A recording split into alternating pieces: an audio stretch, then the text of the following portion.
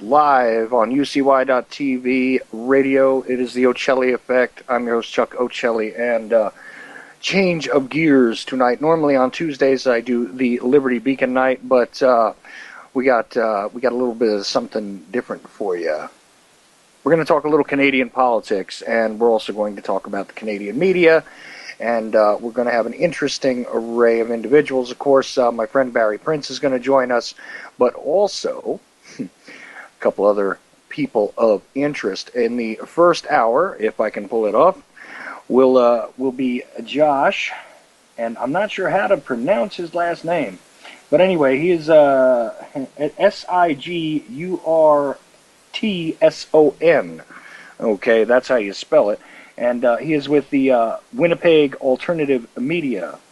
All right, and also, like I said, Barry Prince, and then in the second hour, we're going to have a candidate for a parliament by the name of Kenneth, and I believe it's pronounced Pillet. It's P-I-L-E-T, and we're going to talk about what's going on up there, this C-51 bill, what's happening in general in Canadian politics, Canadian media, things like that. So I want to thank everybody who decided to tune in, whether you went to ucy.tv/TOE or if you're using some other applicable application on your fondle slab of choice. I do appreciate you deciding to tune in. If you're catching it further on down the stream, the RSS feed is available at ucy.tv/TOE, along with the YouTube links to previous shows, MP3 downloads, etc. So I thank you for that. Anyway, let's see if the Skype will begin to cooperate, and I'll first try to grab Barry. Let's see how that works out. Oh, man. You know, one thing that's good about today is that it has nothing to do with what went on Saturday on this show. So, anyhow, enough of my personal depressions and such. Let's see if we can add Barry into the call. First of all, ringing. There he is, Barry Prince, host of The Big Puzzle on Shake and Wake Network. And The Big Puzzle, took me a while to get the name of his radio show straight, but I seem to get it every time now. How you doing tonight, Barry? I'm impressed, Charles. I'm impressed. You're impressed? It only took about 4 months. Well, it only took about 4 months for you to get it straight, and I've got to say that I'm impressed. I'm doing great, Charles. Trying to be funny, but I'm not much of a comedian, so we'll leave that alone for now. Doing great, buddy. Glad to be here. Look, I'm a funny guy too, Barry, but looks aren't everything. So, you know. Exactly. I do have my moments. Once every 3 or 4 months, I come up with something funny, but far and few between. Well, you know, we've all got to relieve ourselves with humor. And, I'm not exactly sure how to pronounce Josh's name. And I said that at the top. That's funny because I do that all the time where I can read something, but I can't quite pronounce it correctly, and I forget about that when I'm going to go on the radio. Yeah. Yeah, I'd like to introduce my guest. And his name is, hey, guest, can you tell me what your name is? And guest, How can you doing, tell me Josh? how to pronounce your name? And speaking of that, Josh from Winnipeg Alternative Media is with me now, and I believe you go to WinnipegAlternativeMedia.com, okay? Not .ca, but actually .com, WinnipegAlternativeMedia.com, right, Josh? Absolutely, and thanks for having me. And it's pronounced Sigurdson. It's Icelandic. Ah, okay. Well, that's the thing. You give me an Italian name, I can handle it, and then people screw up my name all the time. So, it's what are you gonna do? Okay, it's all good. And I should know better because here's an admission I don't make on the air every day. Of course, my maternal grandfather came to this country via Canada, so actually spoke Canadian French. Wow. Oh, wow, I can't even Don't say that too loud now. Yeah, I know. I shiver when I say it myself. In case you don't know, Josh, on occasion I talk about my irrational, strange desire to have a dislike for French people for some odd reason. It's like I'm not a racist of any kind, but for some reason French people disturb me. Okay. I don't. That makes sense. It's what it is. It's and I give full disclosure about this kind of stuff, Barry. And I know we're handling things in a lighthearted sort of way to start with here, but there are a lot of things that concern us on both sides of this border to our north. And it was funny because as soon as I told a couple of people that listen to my show that are Canadian, they said, when you were talking about that whole event that went down with the the shooting near the Parliament and all these other things that were happening, and you generalized your statements about Canadian politics, you were actually kind of dead on about it, about how it seems as though they follow behind the ridiculousness that we're having in the United States. And of course, I feel a little more hopeful about you guys up there because most of the time, sensible people is what I run into from Canada. Not necessarily in the formerly United States here all the time, but I've run into a lot more sensible people north of this border. So I don't know what it is. Maybe it's just me. But, not as much fluoride. Not as much fluoride down there. Is that what it is? You guys have a lower concentration of fluoride in your water? Well, Barry, you don't have fluoride out in BC, do you? Oh, yes, we do, buddy, and we're only one of 3 communities left in British Columbia that are putting it in the water, and I'm butting heads with City Council now for a couple of years, and the community's waking up to it. But the rest of the beach has eliminated it, Josh.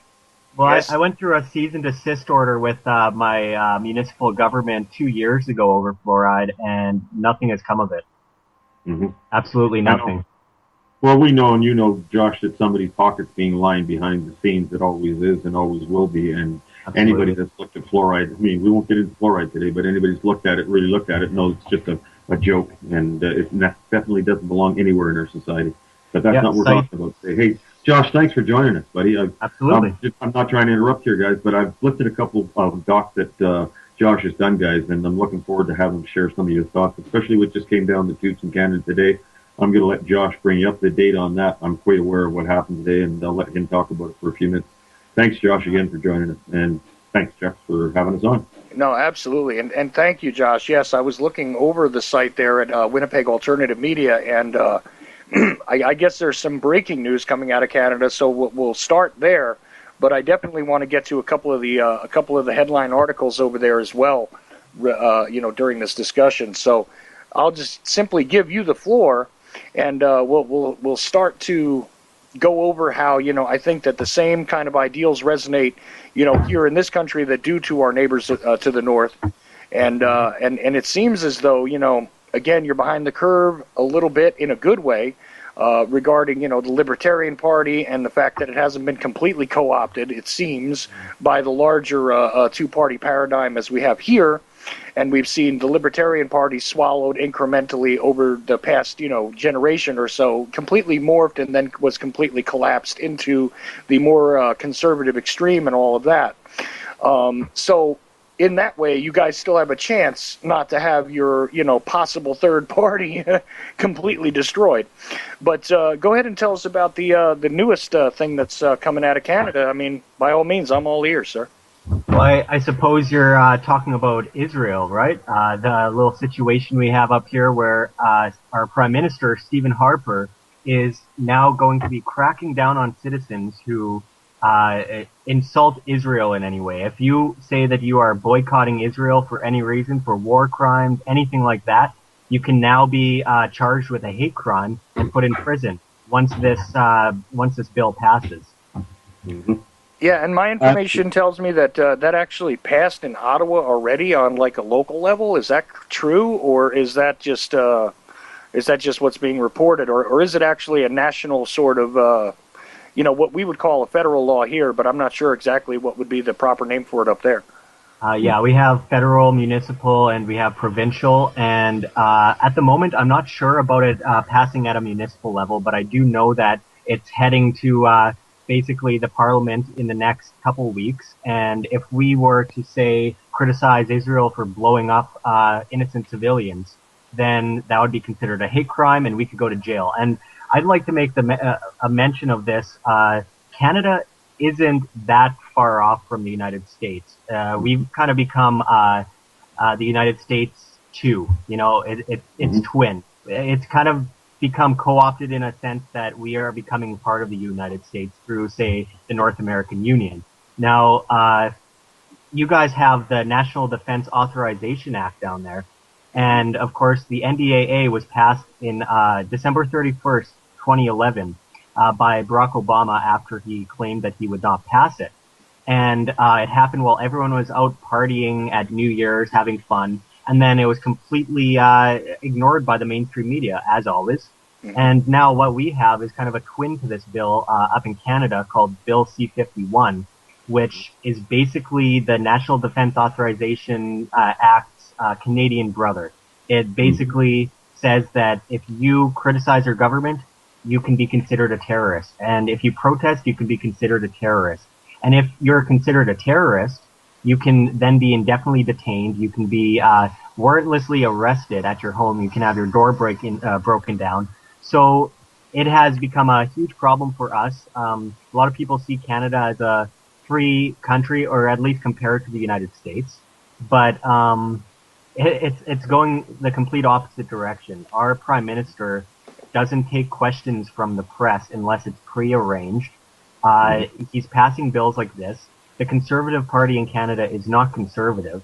It's more along the lines of fascism. Conservatism is for smaller government, and he's been growing the size and scope of government for years. And a lot of people have not caught on yet, but it's getting to the point where when people in jackboots are stepping on your face in the street when you want to protest, it's time to start standing up and doing something about it. And this is happening across the board. Britain, United States, Canada.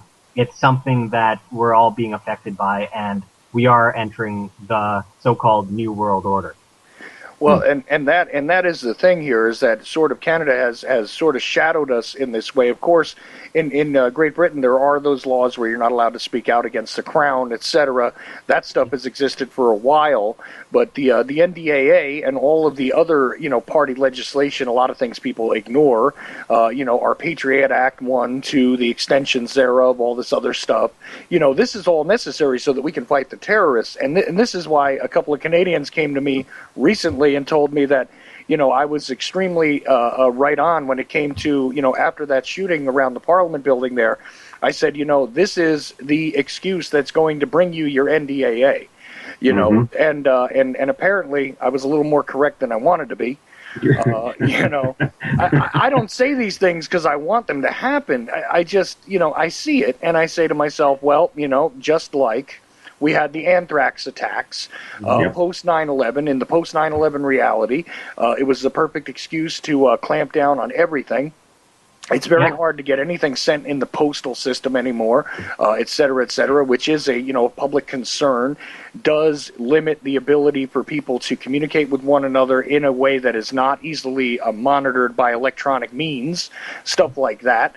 And it's all relevant. And meanwhile, although the population in Canada seems like a little less disjointed than us. I mean, it's not too far in the future that it seems as though you guys are going to be having, mirror laws to all of the clampdowns that we've had here and everything else, and it's happening in real time. I mean, and this is the kind of thing that you're actually covering over here, because I do see, an article here related to Chris Hedges and the New World Order, CIA control of media, NDAA, Bill C-51, and the Federal Reserve. Now, a lot of people might think that that's sort of divergent ideas, but of course, just like the NDAA was passed during a time when there wasn't a whole lot of observation, so was the Federal Reserve Act, brought into existence on the 23rd of December, in the middle of the night and all this other good stuff by quorum, okay? Yeah.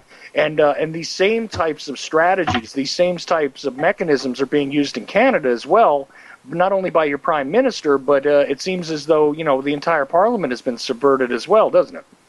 Yeah, and I'll tell you what it is, Chuck. It's a problem, reaction, solution. It's a Hegelian dialectic. Basically, it is creating a problem, manufacturing a problem, creating a solution, propagandizing the entire nation to buy into it, and then acceptance.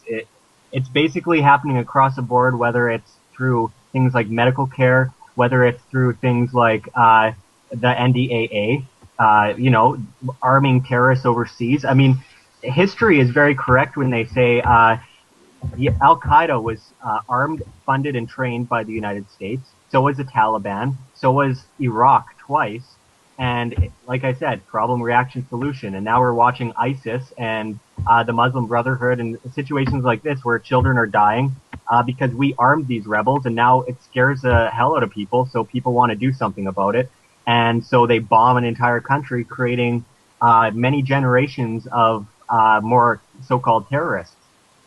It's a problem, reaction, solution. And I mean, with what's happening in Canada, we've been watching this for a long time. I mean, Stephen Harper had these kinds of things in place before, say, Bill C-51 or Canada's NDAA.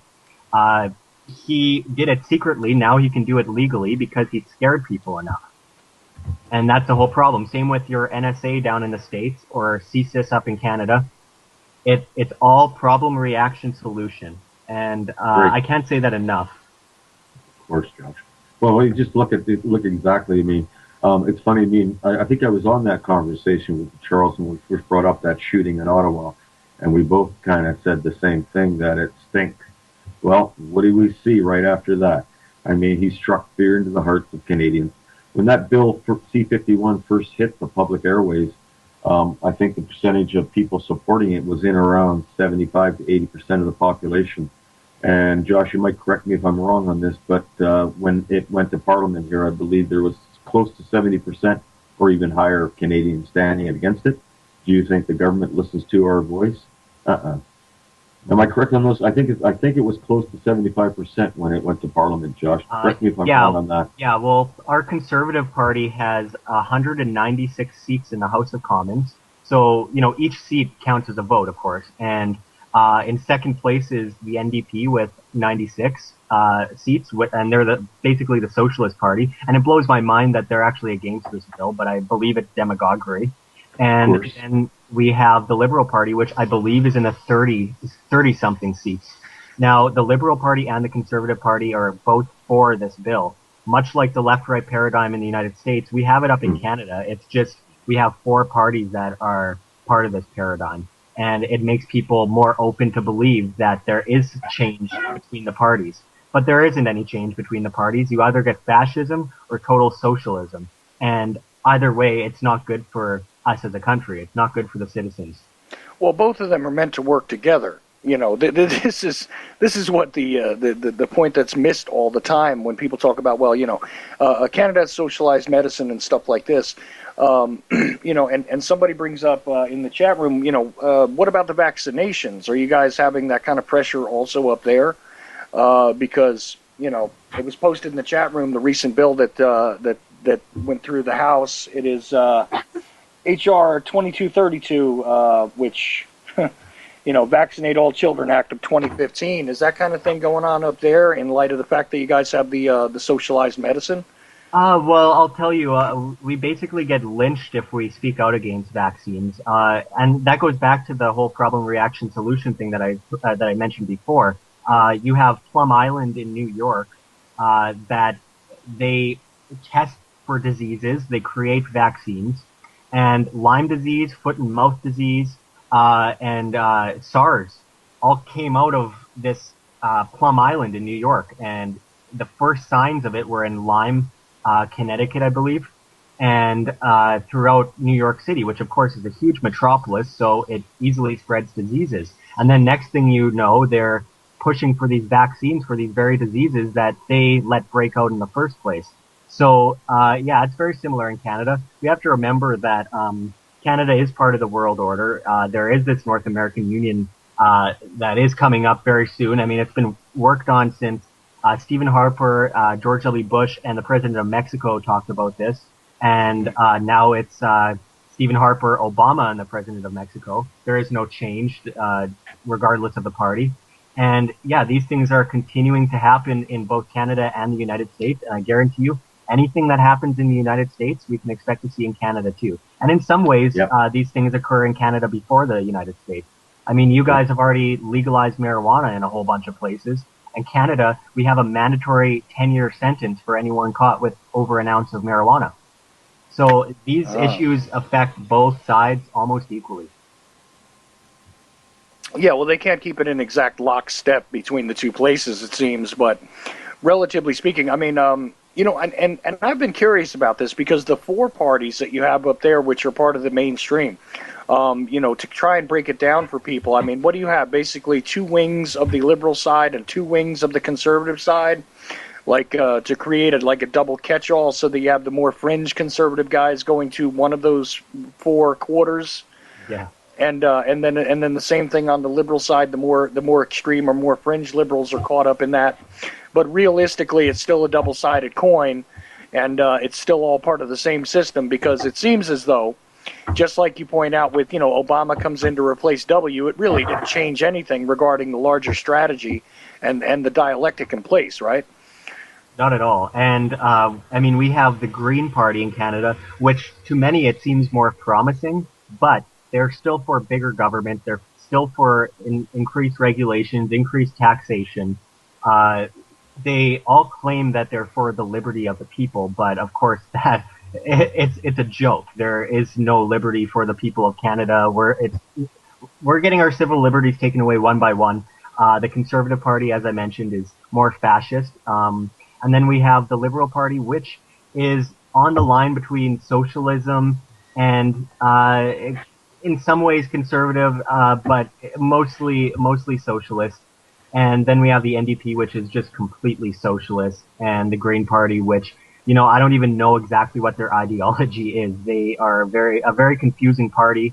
They promote things like Agenda 21. In fact, the leader of the Green Party in Canada, Elizabeth May, I've had the chance to talk to her a few times. She is a very nice woman. Actually, she isn't as much as a puppet seemingly as the rest, but I don't let that fool me, because she's one of the she's one of the people who originally was behind Agenda 21 back in 1992. And these people, they'll say, we want the liberty for the people, but we also want to depopulate. We want to tax you on the air we breathe. I mean, in Vancouver, people are taxed on the air they exhale. I mean, that goes to that old Beatles song, Taxman, right? Tax the air you breathe. There's no winning with our parties up here. And yes, the Libertarian Party is less co-opted in Canada than in the States. I'm friends with a great candidate here in Winnipeg named Randy Shank, who is attempting to run for the second poorest riding in all of Canada. And it has about 89,000 people in its riding. And basically, if he wins, he'll be the first Libertarian MP in office. But I don't put a lot of I don't put I wouldn't put much money behind it because he talks the truth, but the average person will say, well, he can't win, so they don't go and vote for them. But if everyone that said he can't win went out and voted for him because they agreed with him, then we'd see real change. We'd see, I hate to get into that whole talking point strategy of change for the better, good things are good, but no, it's true. He's all for the individual's right to choose, individual responsibility, and that's very important, and it's something that we don't see very often. But you know what? The Libertarian Party in the United States has gone a lot further than the Libertarian Party in Canada. Most people don't even realize there is a Libertarian Party in Canada and are surprised when I tell them. A lot of people who are Libertarian will vote Conservative because, oh, well, they're kind of more for smaller government. But they aren't for smaller government. It's a guise. It's a veil. It's a veil of really fascism. It's corporatism. There is no such thing as actual capitalism in Canada anymore unless you go to a garage sale. But you can't even sell lemonade at a lemonade stand anymore. Kids can't learn about profit in Canada because it's illegal to sell lemonade. So, I mean, there is no free market at all. So outside of the subdivision of the red and blue that we have here, you have a four-way kind of strategy as opposed to the two-way strategy here, and the same thing happens. When when what we call a third-party candidate arises, they're generally beaten in the polls by the fact that most people figure they're throwing their vote away because the guy doesn't actually stand a chance of winning. And might as well get behind a winner who is at least, has some of the same values in mind. Although these third-party candidates sometimes are the people that, are really actually, and again, it's difficult to trust politicians anyway. But at least, you got some of them speaking, talking the right talk anyway. Whether they would walk the walk or not is another story. But at least they're saying the right things and everything like that. So, it's sort of much the same as what we have here, except that, a little more sophisticated with a four-way stop sign as opposed to a two-way. Okay. Yeah, and I'd like to remind my American friends that the Democrat Party and the Republican Party both were at one time third parties themselves, and look how far they've come. Not for the better, but the point is, yes, I always look at it as the Democrats and the Republicans, one's blue, one's red, just like Pepsi and Coke. Both are made by the same company, or run by the same company, controlled by the same people. They're both bad for you. And, I look at even the Libertarian Party in the United States as kind of like a diet Pepsi, They, there is a lot of truth to them. I mean, it's much better than the Republicans or Democrats any day. But the point is, they're still buying into the system. And if you see a Libertarian win in the United States, then you kind of know they've been co-opted because every president is a puppet, just like every prime minister up here is a puppet. It doesn't matter who you're talking about. We have Justin Trudeau in Canada, head of the Liberal Party, who is looking like he will be the next prime minister. And he doesn't know anything about what he's talking about. He's just a pretty face with a nice hairdo, much like Obama. Yep. And he's popular among young people. And his father was a prime minister, and he's the same prime minister who declared martial law in the 70s in Canada. And when people questioned him on the police state, he made the famous line, well, just watch me. Just watch me. You're not talking about Mr. Trudeau that goes to all the radical mosques in Canada and spends a lot of time with these people and condones what China's doing. And are we talking about the same guy, Josh? The pretty Yeah. Yeah. I'm just going to pipe in for 1 minute because I want you to talk some more, Josh. I'm really enjoying what you're saying. But as far as the Libertarian Party goes, Josh, when I first started looking at the platform, I got one of the candidates on who's going to be on the next hour. And then I had the opportunity to interview Tim Mullen, the leader of the party. And we did 2 hours on my station one day. And the audience response was just phenomenal. If people in Canada, Josh, really knew the platform of the Libertarian Party, I think you would see a mass amount of interest. I share it with people all the time, and I'm getting the same response from people all the time. Everything about the party, what they're saying, makes a lot of sense, and sense of something that isn't in government right now. That's all I wanted to say. Absolutely, and everybody who has had their children taken away by, say, CFS, apprehended without good reason because maybe one of the parents smoked a joint, and then they're put in hotels and kept hostage in prisons, and they're being raped and murdered. All these people who are standing up against the CFS in Canada, which is a beautiful thing to see, if they realized what the Libertarian platform really was, they'd be heading more towards that direction. And that's a large amount of the population, because right now in Manitoba, in Canada, we have 11,000 children in CFS care. And this is a really big issue for me because I go to court hearings with mothers who've had their children taken away. I've read the transcripts for their court hearings. The children aren't allowed to speak. If they allege rape against one of the parents, they are told, well, you're a child. You don't have a right to speak in a court of law. I mean, it's just disgusting. And you know what? If most of these mothers and fathers who've lost their children due to this, many of their children have committed suicide because of the struggle with drug addiction and gangs being under the CFS system. Many of them would look at the Libertarian Party and realize this is a haven, you know? And I've always been mostly against parties because I feel parties can tie you down, because I believe that the individual should have their own beliefs and they shouldn't be following a specific platform. But the Libertarian Party is a little bit different because it's simply about individual liberty, right? Just to not do anything wrong to anybody, but you can do whatever you want as long as you're not hurting anybody. And that's really the premise for all of life in total. I mean, we as human beings, the only thing we personally have control over is ourselves. And if we can't have control over even ourselves, then what's the point?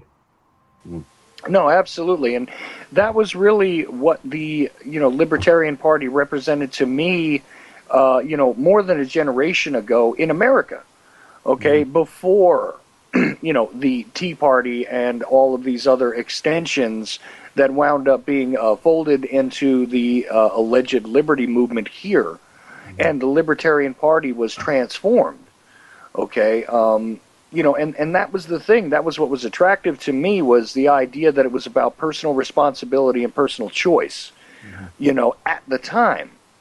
That's why I found it attractive as a young man. But, anymore, I've got to be honest with you, it's difficult to, to believe that any of these parties are going to be able to, really crack the greater system, because now it is the corporatist, reality, which basically leads to fascism, regardless whether you want to utilize, the socialist ideals, or if you want to go with the people that do nothing but shill for the corporations, and that's really what your choices are. Either we're going to give you social control, or we're going to give control over the social issues to the people with the most money.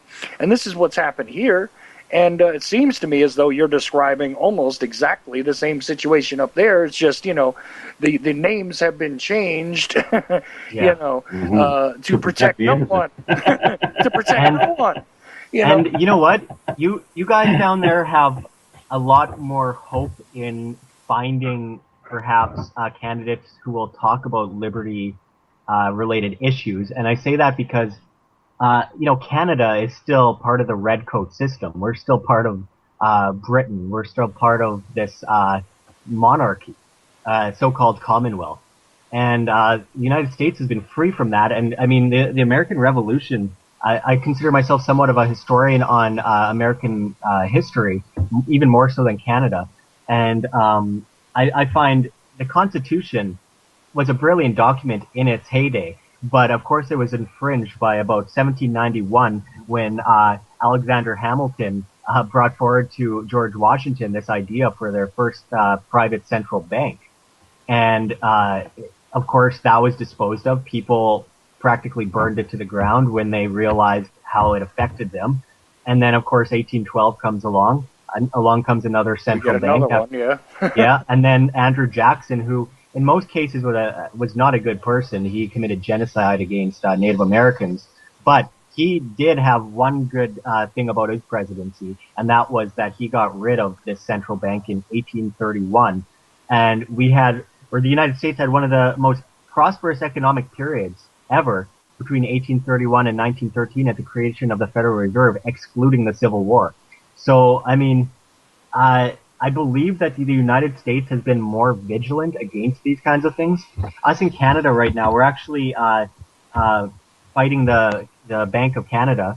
There's a case called Comer versus the Bank of Canada. There's a gentleman, a lawyer named Rocco Gelati, and he realized that the Bank of Canada is the only bank or central bank in the G8 countries that by its very declaration was supposed to be public. Of course, the Federal Reserve in the United States is not federal. It's a private central bank. Many now are beginning to know this, and it gives me hope to see so many people starting to discover this. But in Canada, we still have this central bank that most people believe is doing practically the work of God. And we have this man named Rocco Gelati who's suing them, and it's looking pretty good. It's getting into mainstream news that the Bank of Canada is a private central bank, that it is not legitimate, it's illegal. And so we do have some hope there. But I really was inspired during the 2012 elections in the United States, how many people were coming together for the message of liberty. You see Ron Paul sell out an arena of about 10,000 people, and then you see Romney go to the same arena the next week and get not even 100 people. And then you see Ron Paul at the top of the polls, but they're hiding that on CNN and showing Mitt Romney in first and completely taking Ron Paul out of the polls. And there was this huge message of liberty being spread throughout the United States. This new ISIS threat, so-called threat, I feel like it's kind of pushed you guys back in history a little bit. But we can expect to see some great enthusiasm for the message of liberty in the 2015 or 2016 elections.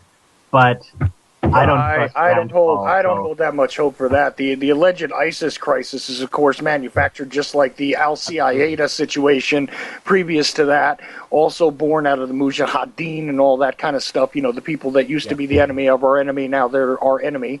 Whoops, that's not supposed to work that way. These things that go on as far as our foreign policy goes, that's amazing. And, of course, we're talking about the banking system here, too. And an interesting question was brought up in the chat room, which I'm glad that you guys are actually listening. Thank you. If either one of you has anything to say as far as the influence of the secret societies, I guess from a Canadian perspective, because, look, we know about what the Masons have done in this country, at least to some degree, and many others which are still as yet unnamed in most media. But what do you see regarding that? Do you have the same sort of old boys club up there, where you have individuals that are involved in intelligence work that are particular to certain little clandestine groups and things like that too? I'll just throw that open for both of you. 100% absolutely, yes. I confronted Bilderberg member Conrad Black last December. This man had actually gone to jail. He was the guy that they threw under the bus. He owned, I believe, some of the top newspapers in Britain. He was he got British honors and everything. You see their handshakes with other Brotherhood members, the different kinds of handshakes that they have. Absolutely, secret societies are incredibly prevalent in Canada. This man, Conrad Black, Lord Conrad Black, I should say, went to prison for about 6 years, I believe, for scamming people out of millions and millions of dollars in their pensions, investing it, and gaining the profits. And this man was thrown under the bus because he was actually the steering committee member of the Bilderberg Group from 1981 onward. And this man went to jail, and guess who's visiting him in jail? Tony Blair, the Knights Guard.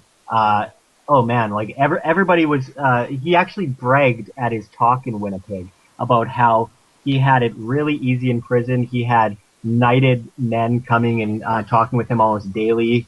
He had Tony Blair hanging out with him in prison. All the other prisoners loved him, all that kind of crap. But wait.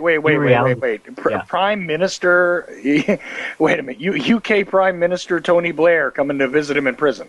Absolutely, yeah. And this is one big part of the Brotherhood because I Sorry, also I had to interrupt to ask that question just to make sure we're talking about the same guy there. Go ahead. yeah, yeah, and he actually, Conrad Black is one of the most powerful men, or was in Canada. The second he got out of jail, he was given his own talk show, of course. And, who doesn't love listening to a criminal liar who's famous for lying? So, he invited a man named David Frum to the Bilderberg group several times in the 90s before he became George Bush's speechwriter. And I also confronted David Frum, and David Frum said at the Bilderberg group, and this was breaking news when it happened. He claimed at the Bilderberg group, they came up with the EU, the European Union. They came up with it inside the Bilderberg group, which many other Bilderberg members have denied, said it was conspiracy theory. Now, I spoke to Conrad Black about what his friend David Frum said, and he said, no, that never happened. We only talked about the Russians. I don't know what David Frum's talking about. He's crazy. And basically discredited him, a good old friend who, I believe was telling more of a truth than Conrad Black, who's a mastermind white-collar criminal. And I could say that without libel because he was convicted. And yeah, I mean, this is a very big issue in Canada as well. We have Freemason temples everywhere you look. I know Barry in British Columbia in Richmond. I know in Richmond, British Columbia, the Freemasons are basically everywhere you look. I mean, their marching band has a compass and a G on it. There's signs all down streets with the Freemason logos on it. I used to live in BC for a short amount of time, and I left because it was a little too expensive for me. But everywhere I look, there's Freemasonry, and in Winnipeg, it's just the same. We have the legislative building in Winnipeg where all of our provincial laws are made. It is a Freemason structure. Even on the architectural blueprints, it's an admitted Freemason structure. They have 13 steps. They have Medusa's head. They have the Star of David. It's right out in the open. And one thing I want to mention, actually, which is kind of scary, which a lot of my friends have pointed out to me in the past, in Winnipeg, we have 3 obelisks outside of the Manitoba Legislative Building. And one obelisk says past, and it says peace below the word past. The second obelisk says present, and it says the United Nations underneath it. And then the third obelisk says future, and it shows the Queen. So yeah, this stuff is right out in the open, and it truly is terrifying. Same thing like what we have. See, it's not that much different, folks. I'm glad to make this point because, it's like, well, no, this is an American problem. This is an American problem. I'm going to steal with a little bit of paraphrase on it from the guy I usually have on here on Tuesday nights, Roger Landry, who always says that, in America, we do not have a patent, nor any sort of immunity to tyranny or freedom. Okay, this is the truth, and you're hearing it directly from Canadians who are telling you that basically the same thing that's happening here is happening there, and gee, what a coincidence. Yeah.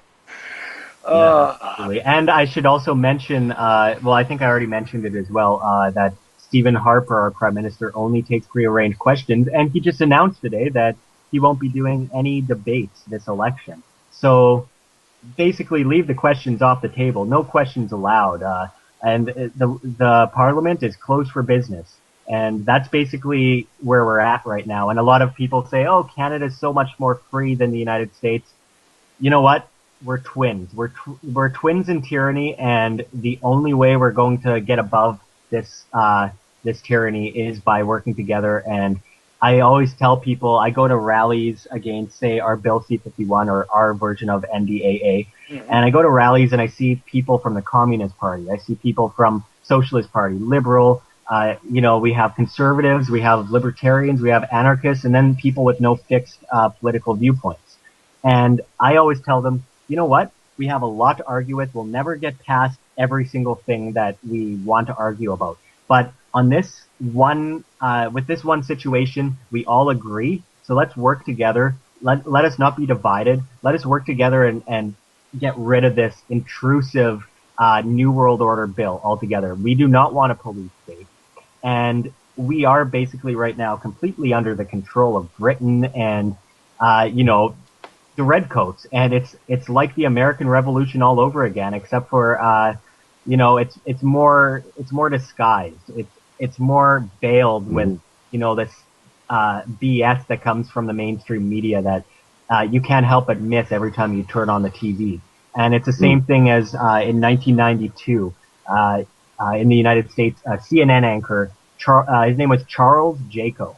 And this man went on the news and faked being in Iraq and faked with the U.S. general bombs going off over his head. They ducked and everything. And then about 10 years ago, a video came out showing that it was all done in a studio in the United States. Green screen and everything. And this man is still working for Fox News, folks. So yeah, I'd watch out for anyone who's involved in the mainstream media. Anderson Cooper worked for the CIA. We have to look out for who we're trusting. Mika Brzezinski on MSNBC on Morning Joe. That's someone you have to watch out for because her father was Zbigniew Brzezinski, the same man who handed weapons to Osama bin Laden, and the same man who said, and I quote, "We need to dumb down America's children in order to create our new world order." And this man's very high up. This man is kind of under the covers because a lot of people don't know the name Zbigniew Brzezinski. But he's along the lines of Henry Kissinger as well. And also a good friend of Conrad Black up here in Canada. Yeah, no, and this is exactly the point, right? Is that the controlled mainstream media just pushes the agenda, and it's no wonder because, of course, these people, a lot of them are backed by intelligence or ordered by the intelligence complex here to stick to the script. This is why we only have the 5 or 6 corporations which control all of the media essentially in this country, or at least 90% of it. Okay.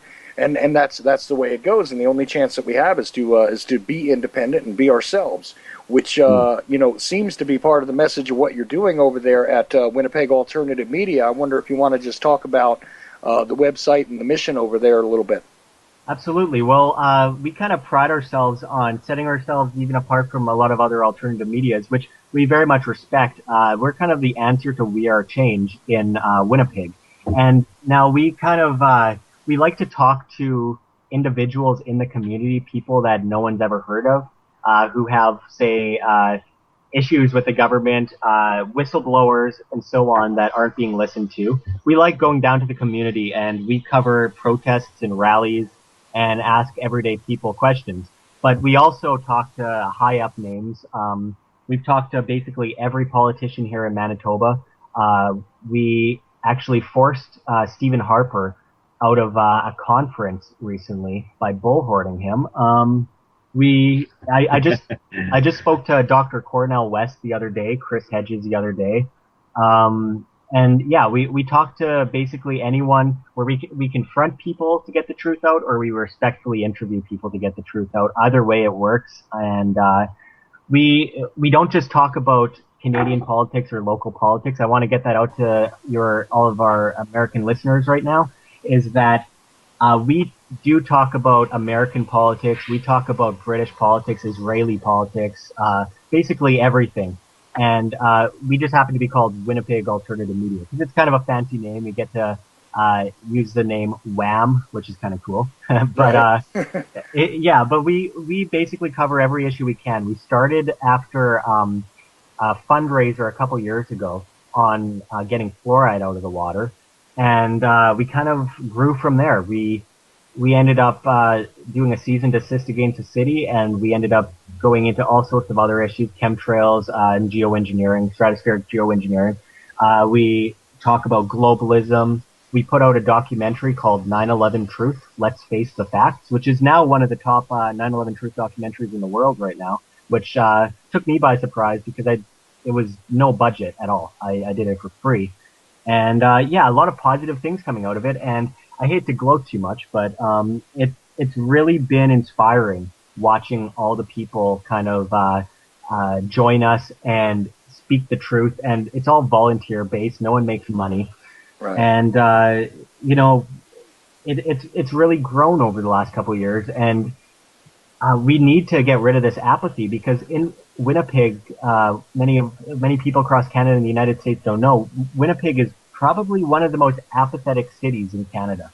And that's nothing against Winnipeg as a whole. It's just nothing really happens here. We have intrusions on our civil liberties on a daily basis in Winnipeg, but we we don't really do too much about it. And with WinnipegAlternativeMedia.com, we've hoped to get out the word on these issues. And in fact, they're starting to mention Winnipeg Alternative Media Facebook posts in session at our legislative building, which is nice to see. Our premier, which is basically a governor, our premier hates me.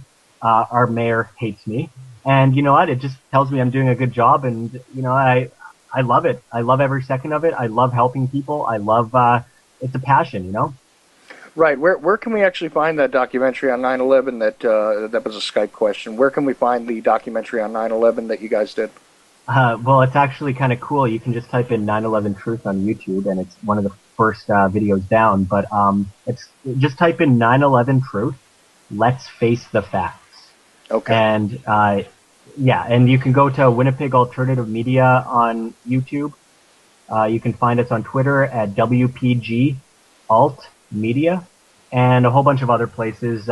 We try not to get into the whole like Pinterest thing too much because, you know, after a while it just gets disorganized. But yeah, you can find our documentaries on there, and I'm at this moment working on a documentary on globalism. I want to be able to hand people a video and just say, look at this, when they tell me I'm crazy for saying there's a new world order. Because every president since LBJ has claimed they wanted a new world order in the United States.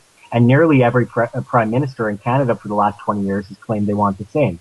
So, and as well as Britain. So it's time that people start realizing that this is a real thing. It is the old world order all over again. It's the same kind of British colonist ideology that they had when the Native Americans were killed off in Canada and the United States many years ago. Right. So, Barry, is there anything, because we've got less than 10 minutes left with Josh, so I'm wondering if I missed something here and we should get to a certain bullet point with Josh?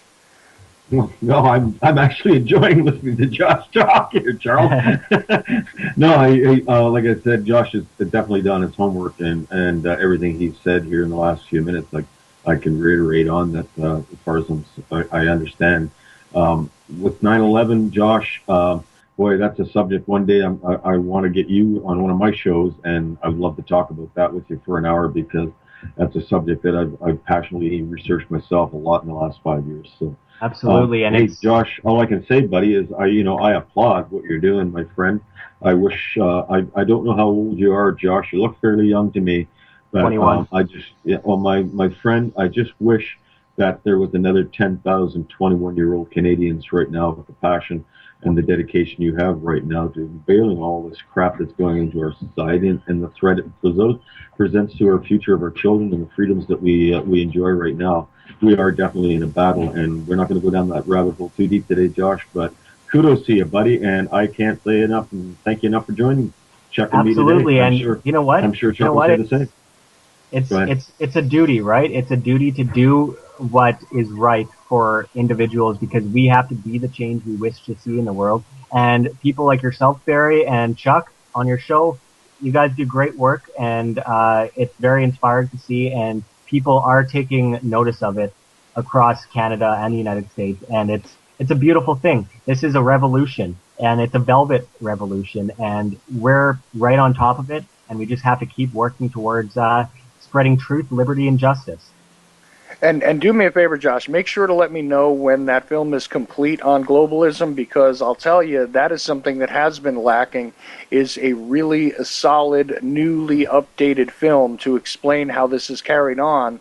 You know, there were films in the 90s and in the 80s sort of explaining this, but of course, this is long before the information age as it exists now, and there was a lot of speculation involved, let's just say, there, where you'll have a lot more verification as opposed to speculation in the film, I bet. And do me a favor and make sure you let me know about that when it comes down, because I'd like to have you back on to simply discuss that. Absolutely, and yeah, there's a lot of bootleg stuff from the '90s that came out, and not a whole lot coming out today. I'd also have to say check out the Money Changers by Bill Still from the '90s. It's still true to this day. Great stuff, but yeah, there's a very low amount of or low quantity of this kind of work out there. So I'm just doing whatever I can to get that word out. It's mostly an American targeted movie, but it stays true to everything because remember, there's only 3 countries in this world that aren't controlled by a Rothschild controlled central bank, and this is a world order, and it is reality, and it is all economic, and it is to create vast debt with debt-based currency in order to create a world of debt slaves. And there is no unity involved in the New World Order. We can put it any way we want, but there is no unity about this so-called united New World Order.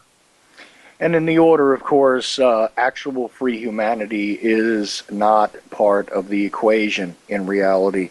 This is why it should concern every last one of us, whether you want to accept all of the information or you want to dig for it, for yourself and figure it out.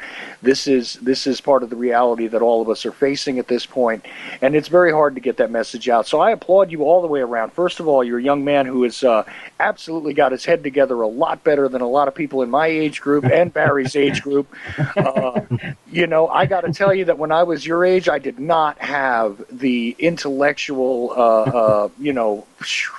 prowess to really wrap my mind all the way around all this stuff.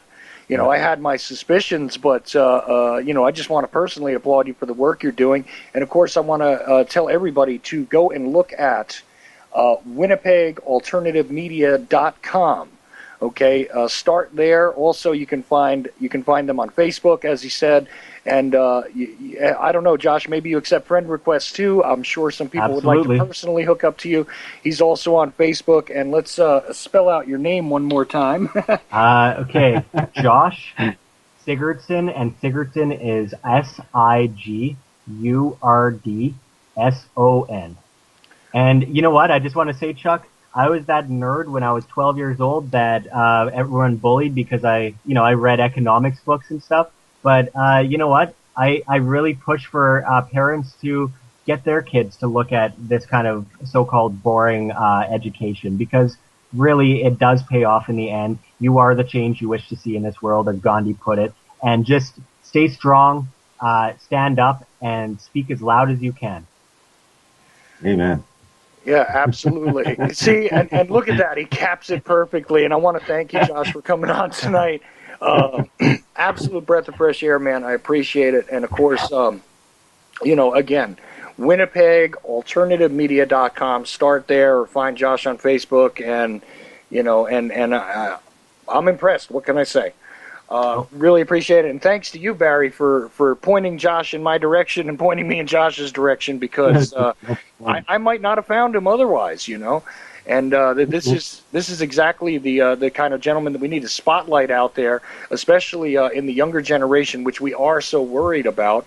This guy is an example of a young man who's thinking for himself and sees the world for what it is. So, absolutely. Again, thank you for having me. I thought he was. Go ahead. I thought you were more like 30 years old, Josh. So that's all I'm going to say. And kudos to you, buddy. Kudos. Well, thank you guys for having me. And all I have to say is liberty will prevail, and we just got to stay strong.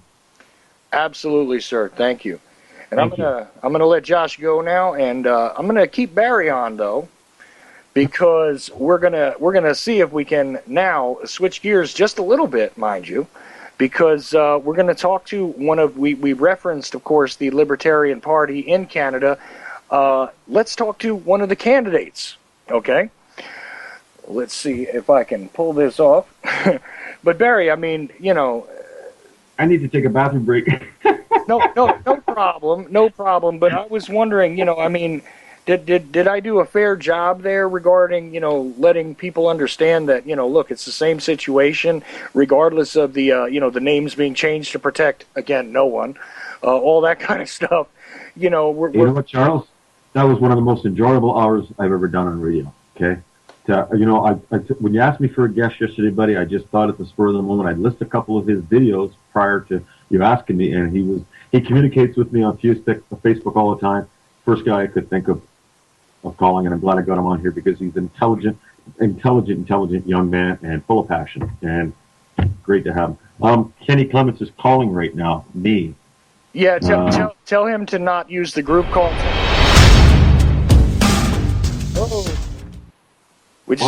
It's all right. Little technical thing. No problem. You have him on your list. Why don't you just pull him in? I'm just going to run to the bathroom here for 30 seconds, and I'll be right back. But you can pull him in. You have him on the list, right, Charles? I should. Yes. Yes. Yeah, I made those connections so that we didn't have any glitches on amateur radio hour. Yeah, well, I try, but okay, but I just got to step out just for about 30 seconds or shortly after. Do your thing. Don't worry, Barry. I'll be right back. No problem. Okay. Now let's see. We'll just try and pull him on. And Barry taking his little break there. And as I said, Kenneth, I hope I've pronounced your name correctly. It looks like Pillet to me at the end there. Is that right? Yeah, PA, yeah. Oh, yeah. PA. Okay. Yeah. I see. I'm saying the L, and I shouldn't say the L. It's hard to know because of the different names. I mean, the guest in the first hour, I had the same kind of trouble too, but it's PA. Yeah, but right. That's why I use my mother's maiden name Clement sometimes, and that's very English, right? So there you go. Yeah, that's a lot easier. Yeah, a lot easier to decipher. But Barry Prince will join back into the conversation in a few moments. But we were discussing briefly the Libertarian Party in Canada, and first off, I wonder if you could describe what that actually is for us. Kind of give us an idea of the platform and things like that. And hey, just kind of let us know where that's actually at, because the Libertarian Party in Canada doesn't seem to look like the Libertarian Party does in America, although it seems to have gone with the original intent of that party. So I want to try to show people that although some things are different, things are also much the same. And I wonder if you wouldn't just kind of give us an idea of what the platform of the party is first before we get into you specifically. Okay, very well. So my name is Kenneth PA, and I'm the Libertarian candidate for Parliament of Canada up here in Kelowna Lake Country electoral district. That is about 240 miles northeast of Vancouver, British Columbia on the west coast. So the platform, basically, I can go over it. To start off with the economy, obviously the Libertarian Party stands for free market economics policies, private property rights, and entrepreneurship. So basically we would reduce the income tax rate down to a 50% maximum, having kind of a flat tax going on, along with exemptions up to 40,000 Canadian dollars for child, senior, disability, student. We would end all forms of corporate welfare. That's got to go. So you have a anti-corporatist agenda on our part, getting rid of corporate welfare there, and we would audit the Bank of Canada's effect on inflation and gradually phase out the government control over the money supply. So we would cut the link off of the international banking cartel that way. In terms of regulatory agencies, we would downsize that dramatically. We believe that causes more harm than good. So the equivalent of the FCC up here in Canada would get rid of that, get rid of a few things that have to do with food and such that are harming the poor and the middle class. On to healthcare. That's obviously we're famous for socialist, universal coverage. Unfortunately, we are paying that heavily through taxes and waiting lines. So that's how we're paying for this expensive, wasteful kind of management of healthcare. Very inefficient. But it's free. You get to go to a doctor, but you get to go to a corporate socialist medical system, and it's not pretty. So we would basically get rid of the Canada Health Act and giving back the responsibility to the provinces, and also allow private alternatives so that people if they got a little bit of money, they can step outside the public wait lines and get their treatment there, so we can alleviate that wait times for people that can't afford healthcare, right? So So you're when it comes to healthcare, you're more for the choice of the individual as opposed to say dismantling the system entirely, right? I mean, Yeah, we it's got. Well, first off, I should have started with this. The platform is really a way to present, kind of the first year in government, if you will, the Libertarian Party, wherever elected, with our very non-corruptible leader Tim Moen. If we ever got in government, what is a platform that is presentable to the Canadian public that have been obviously indoctrinated in state-run schools and corporate state media, right? So this is a platform that would be acceptable. It's a first step. This is not the end goal. This is the first step that we believe that Canadians can grab onto. So we would give back to more localized control and hopefully alleviate the wait time and the tax burden that this kind of system costs us, right? okay. Well, So for that's and interesting. Also, I had a little bit of confusion about at the beginning there, where you were saying that you were going to alleviate the connection between the international banking cartel, which is an absolute reality, of course, right. on many continents, including the entire North American continent. But the thing is, how is it that they're looking at doing that? I mean, are we talking about giving the power back for the issuance of the money to what? I mean, a new agency, or is there an existing agency that would have picked up on that to begin with? I was a little bit lost on that point. Yeah, sure. Well, right now I'm just basing on what this is a temporary platform. I mean, there's going to be more added to it, but in terms of the Bank of Canada, we got to audit that, and ideally, obviously, there's another party, the Canadian Action Party, that would obviously give it back. Like all the documentaries you were talking about in the first hour, which I agree a lot with. If that came about, that'd be absolutely fantastic. Although we say that we would push it even further and say even the government control over the monetary supply is not the best system possible. So we would kind of decentralize that a maximum and have kind of banks like in North Dakota and things like that, have it completely decentralized and more localized.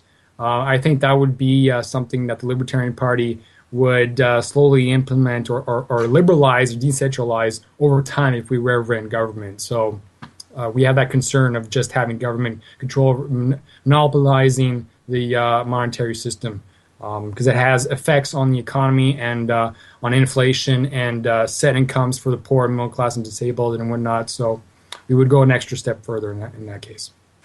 Right. Okay. So the overall goal, it seems to me, the theme that continuously comes up in the initial platform, anyway, is to sort of return local.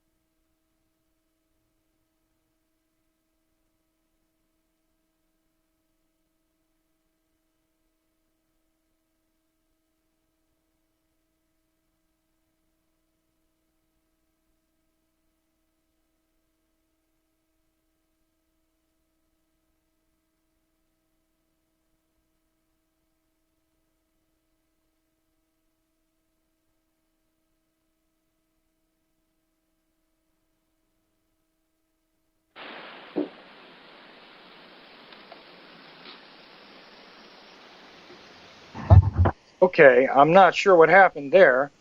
Looks like I Uh-huh. had a failure of internet there. So I'm going to return to the point I was trying to make before I was cut off. That was weird. Okay, sorry. Kenneth, are you with us? Yep.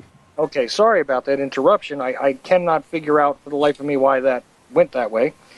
But anyway, what I was trying to say was it seems to me as though the general theme that could be presented here is that your party has an idea that they should return local control to local concern regarding monetary as well as health care, as well as it seems like that's just sort of the general theme. Is that a fair thing to say, you think? On many issues, like the majority, as much as we can. Yeah. Yeah. Okay, that's interesting, and I know I interrupted you before, but if there's more about the general platform for the what they usually call here the first 100 days or first 200 days agenda that Right. that goes on here among politicians, in my first acts in office are going to be X Y Z. This is usually what comes out, but usually doesn't sound like this, you know. Right. What you guys are running for. There's a lot of candidates in your party, and I'm definitely interested to get into you specifically, and what your concerns are. Locally. Let's talk about your area and what it is that you're focused on as well. But have we given a sort of a fair hearing to the platform of the party entirely, or do we need to go a little further? I can finish that up just quick. Sure. Like, in terms of justice, like prostitution, we consider that obviously it's a consensual quote unquote crime. So you got money is legal, sex is legal, one or both, right? So having police resources actually focus on human traffickers. The war on drugs completely gone. Decriminalize everything, probably as a compromise, tax it, but eventually down the road, completely liberalize it and end the whole war on drugs. Immigration, streamline that process, especially if we don't have a welfare state. If we've lived in a free society, having easy access to immigrants coming in is favorable. Foreign policy, totally non-interventionist, getting all the troops back, defending our borders, Arctic sovereignty, and whatnot. So there's that. Gun ownership, we would try to get back to a certification-based program for people to be able to defend themselves, defend against criminals, and defend themselves against a tyrannical government. Aboriginal affairs, giving a blanket guarantee of sovereignty for all indigenous groups, streamlining that process, eliminating systemic discrimination, just giving their sovereignty back. Environment, last but not least, environment, we would use property rights to enforce, to consider, pollution as an aggression on property rights, and be able to go through the judicial system and removing eminent domain legislation by repealing the expropriation Act. So that's the platform right now we have online for everybody to see on libertarian.ca. It's the kind of first thing that they would do, but it's not the end goal, and so that would be the gist of it right there. Well, interestingly enough, of course, gun rights come up, and it did come up in your platform there. That comes up a lot in the U.S., and but it's a different sort of thing. We point to our Second Amendment here, which I think all of the first 10 amendments, the Bill of Alleged Rights, and I say alleged at this point in this country for a reason, but we'll put that aside. But what is the situation regarding gun ownership in Canada at this point? I mean, my understanding is that per capita you have a lot less guns there, also a lot less rampant violence in the inner cities, et cetera, et cetera. Mm-hmm. What exactly is the platform's position there? I mean, I wonder if you could clarify a little bit, and maybe even speak to your own personal position on it. On guns specifically? Yeah. Okay, well, right now we have things in the criminal code that makes responsible gun possession fairly in the gray area. They kind of use that to before we even get to court, we're kind of criminalized in certain ways. We have firearms offices that make it it's very difficult to have responsible gun owners not being intimidated by the system, right? And so we do want to have basic a criminal background check, certification based system. I mean, because this is a lot of Canadians are not open to this, so this is really a compromise but also I would say a smart move as a first move. And so that's kind of the situation right now. There's a lot of laws that make it very difficult to possess tools to for self-defense. So, and I personally think, women's rights. I mean, women should be empowered, should be able to defend themselves. Anybody that's is for victim disarmament, I definitely do not support. And so I believe that, in terms of violence, it's the war on drugs. It's the poverty created by the corporate state system. It's all that is contributing to violence. Actual people causing, aggressing people. It's not the guns themselves or walking around the streets and shooting, without humans behind it. So that's where I would tackle the violence issue and have potential victims, future victims, armed if they so choose. So. Well, yeah, not only are they armed, but also, you remove a lot of victims from the victim pool once you deal with, economic inequity, and obviously this biggest BS move, I think, in the 20th century, continuing on into the 21st here, this alleged, again, I use the word alleged, war on drugs, okay, which obviously, it is the criminalization of things like marijuana and things like that I think have contributed in the most extreme sense to the greater population of, again, supposed criminals. I find it interesting that you also addressed prostitution really briefly, because what you're really stating here is that when you have crimes which appear to be victimless, if you decriminalize them, you change the game entirely. And this also does make a serious impact on the financial, playing field for the entire population. So this is sort of like the old school libertarianism that existed, like I said before, it was sort of co-opted by the more conservative elements in this country. This was part of their platform too. And I'm happy to hear it, that's for sure.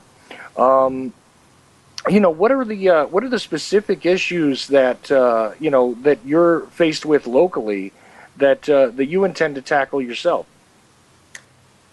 Well, obviously, I'm running for Parliament in Ottawa, representing this district. So there's not much locally that I'm really concerned about. I'm more of a, I'm a truth-seeking libertarian, kind of like Josh and all you guys, right? So I kind of, I've studied a lot of libertarian philosophy from an American perspective, and then the whole corporate globalization and the New World Order, et cetera. So I'm kind of a broad spectrum kind of guy in terms of this philosophy, right? But I wouldn't mind it. I think there's something really valuable for your listeners to basically go over how government, in addition to the corporatocracy, in addition to that, just governments in and of itself, how it's actually going against what we supposedly have. We supposedly have a social contract, right? I mean, we're supposed to help everybody out. That's why we're paying their taxes, because we need some kind of system where, everybody gets helped in some ways, and we give up certain liberties for protection and whatnot. And I wouldn't mind going over exactly how government is going against that basic premise of the social contract, which means at the end of the day, you would kind of consider, well, why the heck am I paying taxes if the interventions from government is causing so many problems that mainstream politicians and the media do not address. So if you like, I would go over that. And so to have like people that are listening to be able to communicate with people that are kind of skeptical or of downsizing government, because they believe government is here to protect us against big corporations and whatnot, when they're really two sides of the same coin. Big corporations and big government go together. All throughout history, that's been the case from the raw barons to now. So we can go over that. How, if you give me the green light. Oh, absolutely. Yes. The only thing that I have to say is that, I do want to make sure we get into, the international posture that has been taken, regarding the war on terror, Canada's role in that, and all that kind of stuff. So if you don't mind, I want to make sure that we do touch upon foreign policy as well, before we're done. But by all means, go right ahead, sir. Yeah, so we see that how the state creates a lot of societal ills. Let's start with homelessness, for example. The one thing that people don't look at, who are typical, just come out of school and think the government's here to protect us and it's good for us. We have building codes, zoning rules, and regulations. This all makes it very difficult for people to have alternative lifestyles, to be able to live in, airships or tiny houses or whatever, to be able to just have hemp and have hempcrete and be able to create houses super cheaply in a very competitive, competitive market, to the point where it's so cheap to build houses that we can dramatically reduce the homelessness, right? Well, the government's doing the exact opposite by having building codes, zoning rules, regulations, and whatnot. There's a lack of entrepreneurs and there's unemployment because of all the startup costs, red tape, licensing, regulations, taxes, prohibitions, patents, punishing savings and startup capital and fees and litigations and all this. This all hampers the ability for the poor to get into to start up their own businesses and or to create competition, so there's more job creators, therefore more jobs for people in the poor and middle class to get into and have some kind of wage, right? So that's being hampered by government legislation and government interventionism, which we want to reverse. Lack of creativity because of our schooling system. I'm sure you're well familiar with that. Conformist, top-down, repetitive, monopoly school indoctrination, which is killing the creativity of children, and that has an impact on solving societal ills in general. When kids grow up and are able to create things, well, that is massively reduced because we have this public school system. And you think, well, as soon as the kid is in public school, taken care of, he's being educated, and voila. No, it's suppressing the creativity and competition in that area too. Obviously, poverty, our government's creating state dependency. They're crowding out any type of alternative safety nets like churches, charities, mutual aids, friendly societies, consensual communes. This is all being, outlawed and crowded by this top-down, coercive, redistributionist system, welfare system that we live under. So they have one solution. I believe in a libertarian society down the road, there'd be a plethora of methods of dealing with poverty, if that's still even an issue after a long-term libertarian kind of society. Joblessness, regulations, red tape, tax burden, job creators, low wages, restricting voluntary unions, worker-owned companies and co-ops, stifling competition and suppressing market forces and the bidding up of wages. There's obviously we don't have a free market. We have a rigged, unfree, distorted, corrupted, and constricted markets. That's why a lot of people that are wary about big corporations and businesses doing things wrong. Well, there's so many laws. I mean, in America, they have millions of laws. This is constricting and distorting the market so much that businesses that are supposed to be there to satisfy consumer demand and desires and wishes can get away with a lot of bad things because there's not this competition that would naturally flow in a libertarian and more free society. And so when you have that kind of market, the rigged market we live in, a lot of abuses can happen, and that's why people cozy up to government to try to solve the issues. What I'm just describing right now, a lot of libertarian thinkers and philosophers saying no, the intervention from government, either on behalf of big corporations, multinationals, or just themselves to empower themselves, is causing all these issues, and then people want more government for it. Obviously up here in Canada with corporate socialist healthcare, you guys have a really rigged corporatist healthcare system. This socializes the bad habits of people. This long waiting lines, expensive patent petrochemical medicine only. That's the only form that is really covered. Anything else, you have to pay out of your own pocket. A lot of side effects, bureaucratic waste, stifling of innovation and competition in either traditional medicine or sorry, I'm losing the word here. More homeopathic type methods and things. Yeah. So alternative medicine, basically. Alternative medicine. Functional medicine. There you go. That's the word I was looking for. Okay. So you have that pollution. Obviously, a lot of people know in the U.S. that of the truth seekers know that the Department of Defense is the largest polluter. So war, military.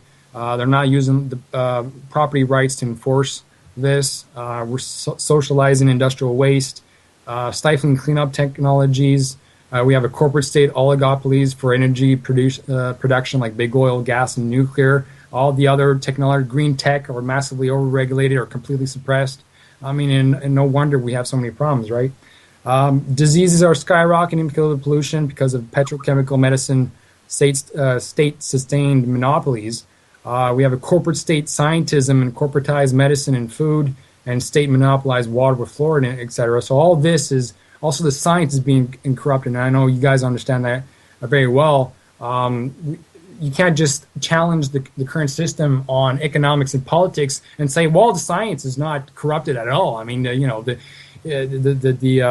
patents on seeds, Monsanto, to vaccines and everything, just everything that comes out of there, there's scientists, there's a consensus, you're anti-science if you challenge that. No, the whole system is rigged, and so is the science. And so I like to coin that corporate state scientism, which again, people who are intellectually honest will consider that also.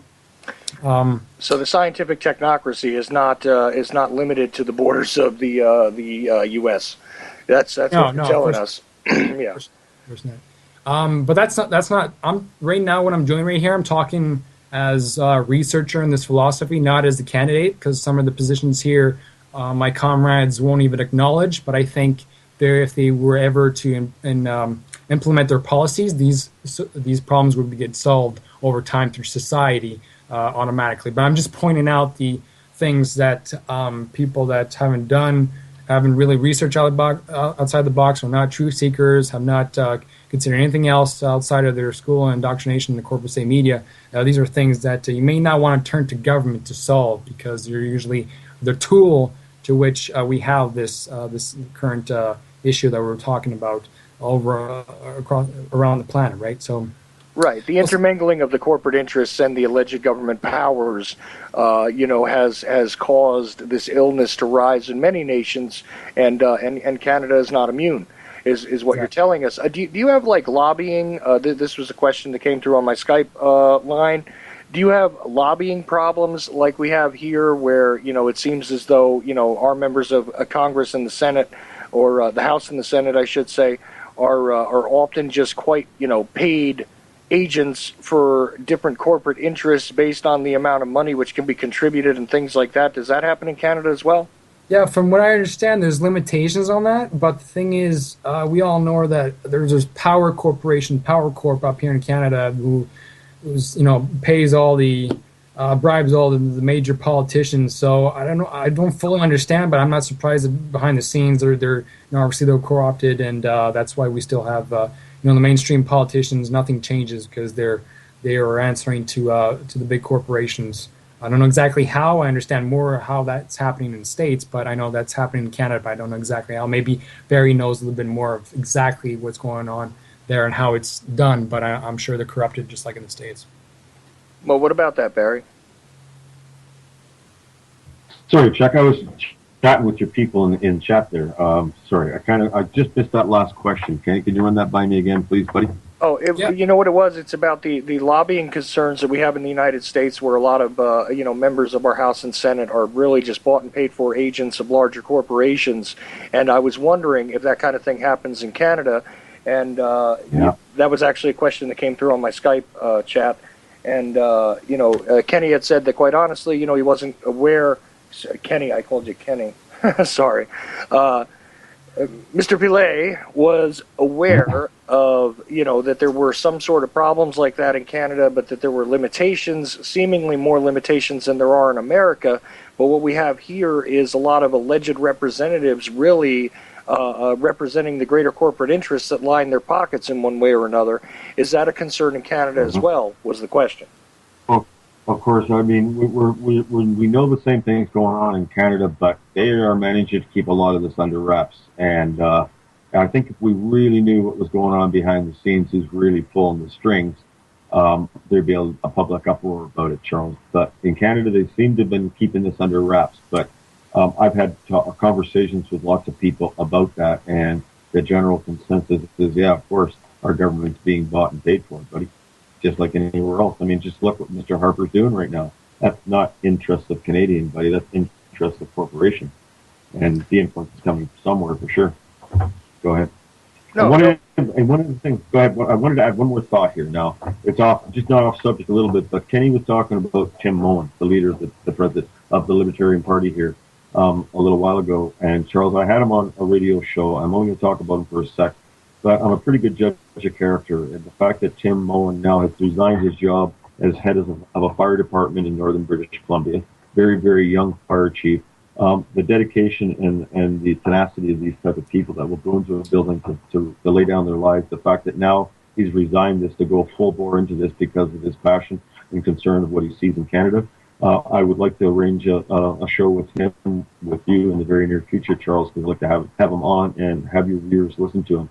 I'm a pretty good judge of character, my friend, and this man is true to the core, in my opinion. So I'll just leave it at that. But he's one of the reasons that I've really, really kind of sat back and looked, because I've had the privilege of having him on the air, Charles. And like I said, I'm a pretty good judge of character, and I'm 100% behind what he's doing right now. Oh, I would. That's all I'm going to say about that.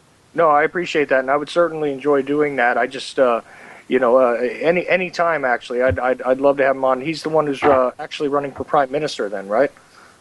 Exactly. And I'll let Kenny take over from here. I wanted to listen to Kenny talk lots today. I just wanted to add that about Tim and what kind of a person he is. Well, not a problem. Kenneth, again, I know that, it's impossible to know what it is we're going to discuss here, because we didn't really go over this in any great detail. I never do script these shows or anything. So, I apologize if it seems like you're getting ambushed a little bit by some of the questions, but No. I think they're all reasonable, and they're definitely revealing in one way or another, because, listen, quite honestly, we don't get American candidates who generally will say, look, I don't necessarily know a lot about this or that. They usually give us some sort of pat answer that's been quite rehearsed, and you're not doing that. In terms of corporations buying our government, I know that's happening. I just know that when I'm applying as a candidate, I have a whole bunch of restrictions in terms of contributions and stuff like that. So I'm like, well, this is the complete opposite in the States, but we know they're still being bought off. It's just I don't know. I'm not high up in politics to know exactly through what channels that is happening. But I know it's happening. But see, that's the more honest answer.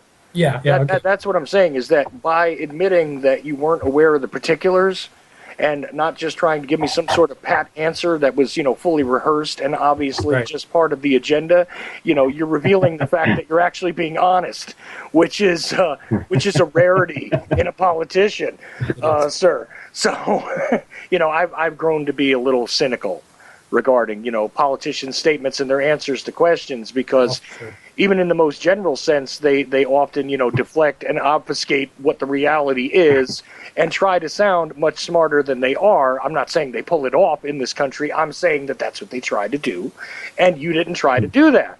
So I'm kind of applauding you here for actually being honest and saying, listen, I don't know the particulars of this. It looks this way, and apparently I do believe it is this way, but it seems as though, and you know what? That was an honest answer. Well, thank you. So thank you. All right.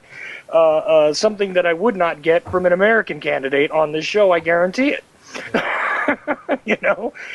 Even the guys with some of the best intentions would not do that. So I want to point the listener to that listen, no man is an island, first of all, and again, no disrespect to you, Kenneth, but the fact is that no man knows everything. And you're saying, listen, I'm not part of that structure, which is also a plus, that knows about this stuff. I mean, in order to really know the ins and outs of that, you'd have to already be getting your hands dirty, which is rather revealing. So either that was brilliantly thought out on your part, or it was just straight out honest, and I'm willing to wager it was just honest. So thank you. Again, like I said, I know there's rules for me in terms of getting funds and all that. That's all I know, and I know everything else is corrupt, but I'm not in there, so I don't know the exact channels we're getting, the big Justin Trudeau and Stephen Harper, how they're getting the money. But I know for me, I have limitations, and let's go further on. Obviously the state, through that you create crony capitalism. you have politicization and bureaucratization of all industries, and that makes it everything more costly, less innovative, and hurts the poor and middle class. So we have this mixed economy, obviously in Canada and all Western societies, which is really a soft fascism, corporatism, and in terms of violence, social decay, war on drugs, that creates a lot of fatherless homes. That has a huge impact on kids. The prison gang culture, state violence and war and victimless and consensual crimes we were talking about, police brutality. All this is done through the state or state empowerment or the growth of the state. Victimization, gun control, lack of property rights, sense of powerlessness. I mean, be able to look at the state and say, well, I'm just one vote, I can't change much, and a lot of people are that's getting to them, and that's why people are not standing up as much as they should. And that's quite a bit by design. The fact that the majority of the population feels as though their voice doesn't matter is definitely part of the design of the greater mechanism here that immobilizes people and doesn't get them to speak out and doesn't get them to attempt to enact any sort of change through peaceful and legal means. And this is what you're looking to do. It's just change the complexion of things a bit. Like I said, I mean, it's also, I know I sort of oversimplified what you were saying in the beginning regarding the party's platform, but it seems to me that is the theme, is, let's return things to those who are actually most interested in it.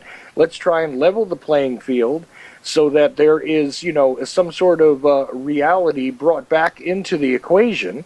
In a financial sense, in a social sense, in a psychological sense, even touching upon education and the resonant effect that has regarding innovation in the society in general. It looks like, the Libertarian Party in Canada is taking a holistic approach.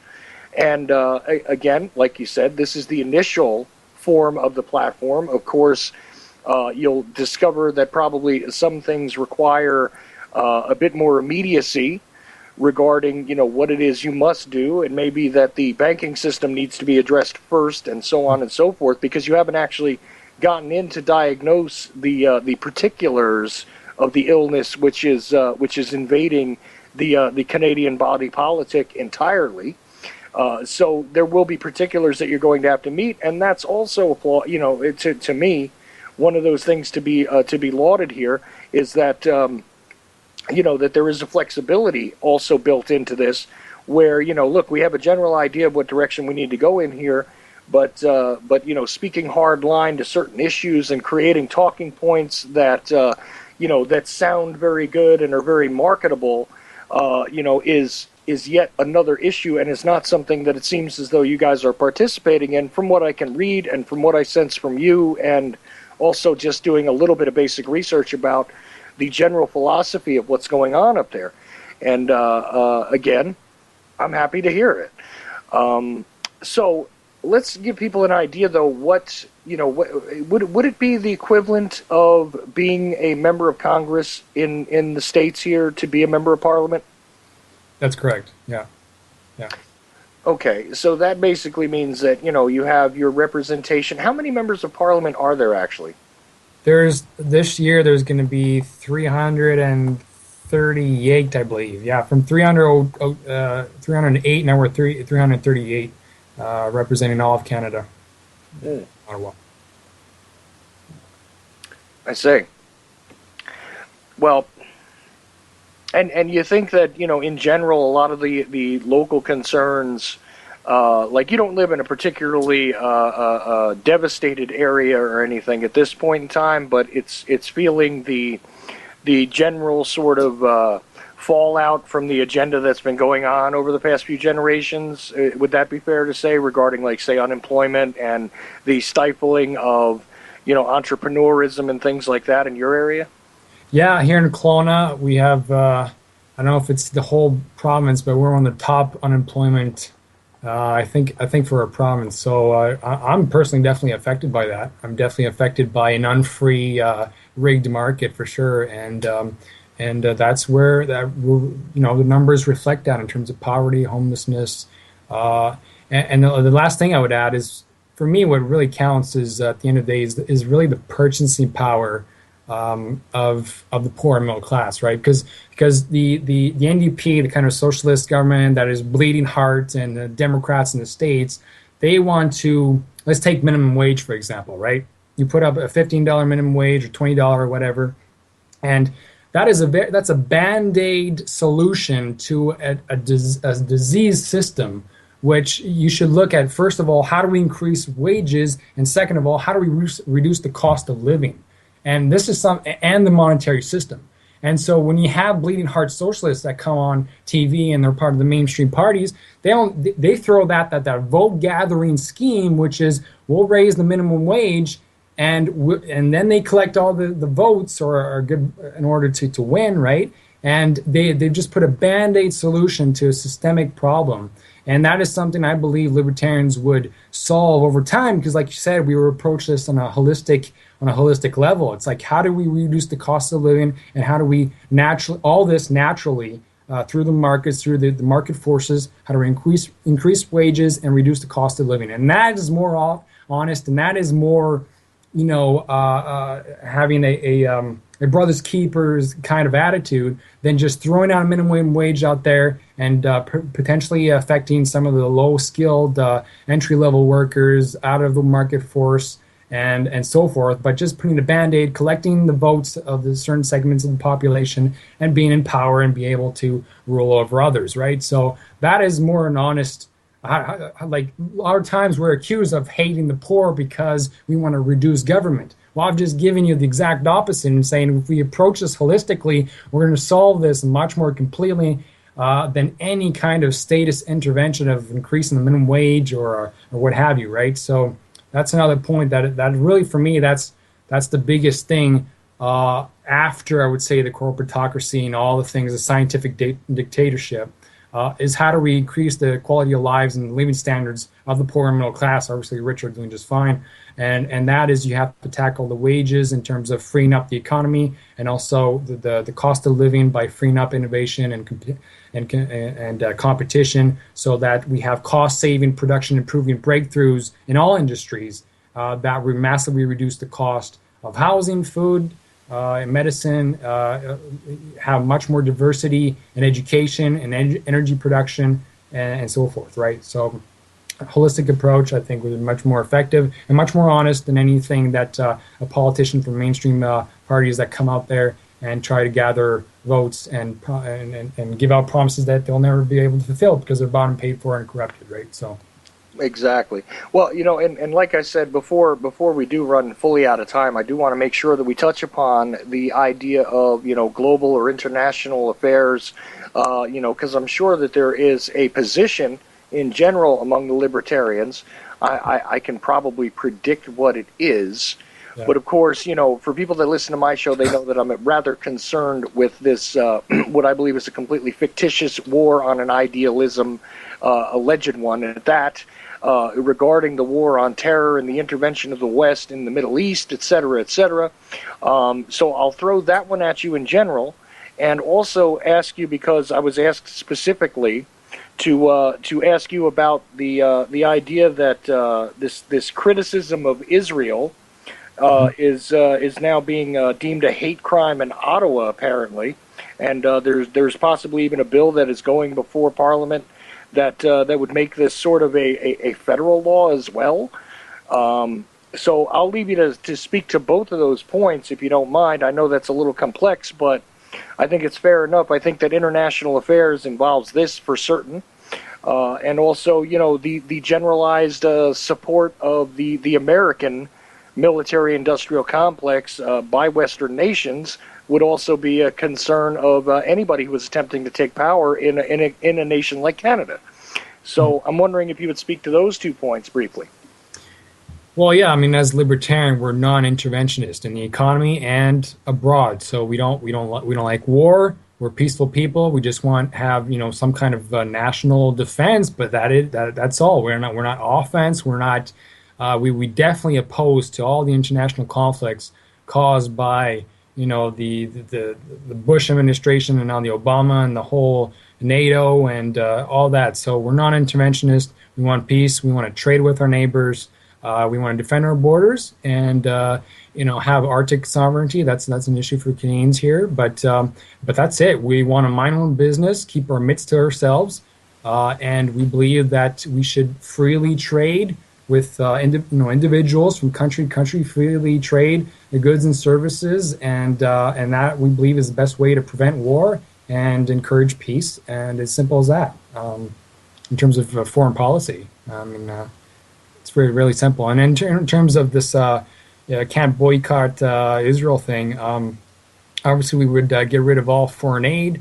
And as Rand Paul stated many times, and I think Ron Paul, if we cut out all the foreign aid, Israel will be standing in a position of power over that, because we're giving more money to Israel's enemies than Israel itself. So we principally cut off all foreign aid, and at the end of the day, Israel still stands on top. So there you go. But in terms of this crackdown on free speech, that is very threatening. I mean, as soon as you say anything about the government that they don't like what I'm doing right now, or saying anything to criticize Israel, and you can have the cops show up your door. I mean, this is this is what Hitler would have loved. I mean, this is exactly what authoritarians do, and it's very scary. So hopefully, we can wake people up. And obviously, there's a few other parties that would do that. Maybe NDP, although they're the leader of the socialist kind of NDP party up here, said that he would amend the BCL C51, kind of the NDAA we talked about in the first hour, amend it, but not really repeal it. And obviously, libertarians, if ever in power, that would be gone overnight. So yeah, it's frightening stuff for sure. Yeah, so I mean, in general, we could say again that restrictions on free speech by the state are not something that would be supported by the Libertarian Party. I mean, it seems like an obvious thing to state, sky is blue, water's wet. Obviously, libertarians are not going to tell you not to have your free speech, but I just wanted to make sure we touched upon that, because I wanted to make it very clear. Absolutely. Again, we want what we want to do, principled, consistent, philosophical libertarians, not the Koch brothers, not, even John Stossel. I mean, the principled libertarians want to reduce and either get rid of initiatory force as much as possible. That is, unless you've harmed your neighbor, you've defrauded him, you've stolen from him, you polluted his lawn or what have you, if anything else, we shouldn't use initiatory force to solve societal problems. And we believe that the state, if we're going to have one, it should be there to protect us against foreign enemies and criminals here. So an aggression or a threat of an aggression has to be there before either ourselves or a government agency would legitimately and morally be able to intervene and protect us from that initiatory force or the act of aggression or threat thereof. So it's very simple. It's a peaceful philosophy, and we're trying to do the best we can to solve societal ills, and we look through that lens of getting rid as much as possible of coercion, aggression, and initiatory force, which is coming a lot from legitimized and monopolized form of that is the state. So trying to reduce that. No, absolutely, and of course, this does play into the fact that the corporate interests are in collusion with the state. So that means that, just like back in American history, we see, military assets being utilized to further the agenda of fruit companies and sugar companies, and and of course, like I said before, the American military-industrial complex. I don't think you guys have the same type of export mechanism that we do. That's one thing we still do, export pretty well, is military and military aggression. That's one of the things we still do seem to do well in this country. But of course, the fact that this is always sort of trailered or sort of followed behind or shadowed by the Canadian government is something that you as a libertarian would not be in support of, with the exception of if you were actually attacked, something like that. Like, in other words, the doctrine of preemptive warfare would be counterintuitive to you guys in the most extreme sense, I think. Yeah, absolutely. And the population needs to be also aware of what we talked in the first hour about, problem, reaction, solution, and all that. And obviously, people were informed about that. Governments wouldn't be able to use that trick on us. And so, if we ever were attacked legitimately, actually attacked, we would be able to respond to that in a legitimate way and know that it's not not a false flag or what have you, right? But unless the people are truth seekers and actually get informed about this and step outside the corporate state media, the government can always play that like they did it for our parliament in Ottawa with the one guy going nuts and all that and implementing all these laws, right?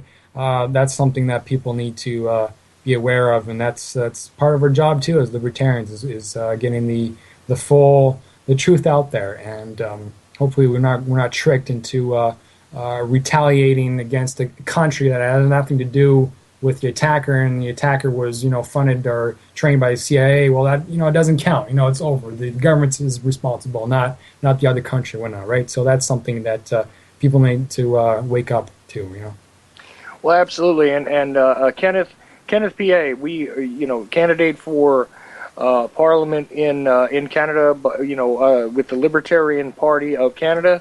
I really do appreciate your time. We only have about 7 minutes left, and I'm wondering, Barry, I'm going to ask you the same question I asked you in the first hour, which is there something that I missed here that we should really address before the bumper kicks in and we're done?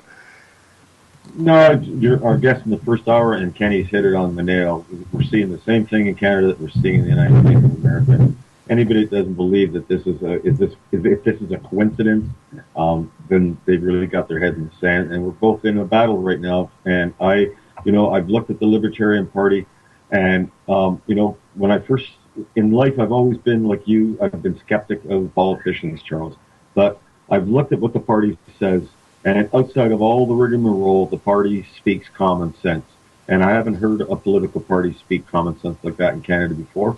And I just urge Canadians to have a look at what the party says and have a look at the content of the candidates, the notoriety of the candidates, who they are in their society prior to getting involved with the party. And it speaks volumes for who's involved in this party right now. That's all I have to say today. Thank you for having me on, Charles. And thank you, Kenny, for joining me. Always a pleasure talking to you, my friend. Thanks, buddy. Appreciate it, Barry. And I really do appreciate it. And I'm telling you now, if you go to the Canadian Libertarian Party website, you will find that there is a diverse group of candidates there that are running for that party. I mean, and my impression is that we're talking about real people, okay, who actually, are not prepackaged and selected for you. Okay, this is something which we don't have any longer here. And it seems to me on all levels, this is the types of candidates that are under this banner. So this is why I wanted to do this presentation tonight, and I'm very glad that you joined me, sir. I do hope that we've gotten to most points. I mean, I will absolutely give you the final thought, here in the next couple of minutes, because I want to make sure that you've gotten everything, kind of out there that you wanted to make sure you got out. And again, thank you for joining me. You bet. Thanks for the opportunity. Yeah, I mean, even myself, in terms of politics, I mean, totally, and not in favor of it at all. I mean, we've been fooled so many times. My biggest awakening actually happened with the 2008 elections. And for somebody to look at George Bush, who's a Texan, white old male Republican, do all these wars and everything, and I'm a half European, so I was over in Europe at that time. I basically was up all night because the whole Europe was rooting for Obama because it's such a dramatic contrast, and yet nothing changes. And I can't believe the people that still believe in this system. They look at Bush to Obama, and the poverty rates are continuing, the whole corporatocracy continues, nothing changes, everything gets worse, continues on like if it was the same agenda, nothing changes, and people are still not looking past the puppets and looking to if there's any else going behind the closed doors. If there's anything behind the curtain, they don't even look at it, and people that are still climbing on the system, well, that's very intellectually dishonest, willfully ignorant, and quite frankly stupid. And that's where I woke up, and there's no excuses for nobody. You have that contrast, Bush, Obama, nothing changes. Republican, Democrat, So the system is rigged, is corrupted, and so yeah, people really need to wake up. Obviously, I'm preaching the choir, but that is one thing right there. If people are not waking up to the dramatic contrast and we're getting nothing of change, that mainstream politicians in whatever Western society and probably the rest of the world, they are there for their own self-interest, for their own power, and you need somebody that is willing, on principle, to get in position of power and is willing to slash their own base of power. And that's what a libertarian would do. They would reverse the power that they would have as a politician and say, well, there's so many laws, I get to rule over people, I get to control this and that, and get all the glory if it works, and if it doesn't work, I'll just not answer the question and whatnot. And no, you need somebody who's willing to study this holistically and then be able to say, if I get an election, get in a position of power, I'm willing to slash that power and have indications like if there's a lot of my comrades, and I would do it also, is basically you get in government and you have a pension and you say, well, either I'm not going to take the pension, or I'm going to take the medium wage, the medium income, or I'm going to give it all to charity. I mean, that's, if you're fiscally responsible, that's the first thing you do. Just right there, that's kind of an indicator that the person's really a statesman and really wants to help society at the best they can and is not corrupted. So that's something to look forward to. People are willing to slash their own base of power when they get into power, or they promise to do so. That's very powerful. And again, Tim Moen, our leader, he said it on the radio show with Barry. He was approached by other people and other parties and saying, listen, you're a good speaker. You can join our party. Just let go a little bit of the libertarian principles, but you'll have the fame, you'll have the glory. And he said no. He stood his ground and he said, no, I'm principled, and I don't want to do that. That's exactly what Ron Paul did, and that's why I believe libertarianism, for those that are consistent and honest, is very powerful, because they're willing to give up the inherent power that comes with getting into government and being so principled that they're willing to turn back all the favoritism. And that's very powerful, and that's where people should give us a chance, Well, absolutely, and I think it's just refreshing to hear, actual libertarians speaking about liberty. That's a nice thing to hear. And again, I wish I heard it a lot more here in the United States. So look, I want to thank everybody who decided to tune in here to the Ochelli Effect. I know that this was focused on Canada tonight, but I definitely think it is worthy of discussion for everybody who listens, because you know what? We may just be able to do something like this here and elsewhere. It's a possibility. And I definitely support anybody who is going to do anything that's going to dismantle this ever-growing machine, which seems to be waged against us, the common people, one way or another. And if you're not doing something outside of the great box, you are definitely, helping to build the box even stronger. And that eventually becomes a prison cell. So keep that in mind. That's intellectually, politically, all that kind of good stuff. And like I said, thanks again for listening to the Ochelli Effect on ucy.tv/TOE. And, I want to thank my guest, Kenneth. Here we go with the tripping on the tongue. Kenneth, PA. And, of course, Josh in the first hour. How do I pronounce his last name again, Barry? Oh. Good question. Josh, don't ask me. All right. Well, look, you look up Josh. Sigurdson. Okay, I think I got it. Yes, that sounds about right. And, of course, check him out at Winnipeg, alternativemedia.com. Okay, and also you can find him on Facebook. If you can figure out how to say or spell his name, go right ahead. And Kenneth, PA, is also, let's spell out the name, Pillet, I believe. Is that right? Yeah. Okay, so that's why I said Pillet at the beginning, but,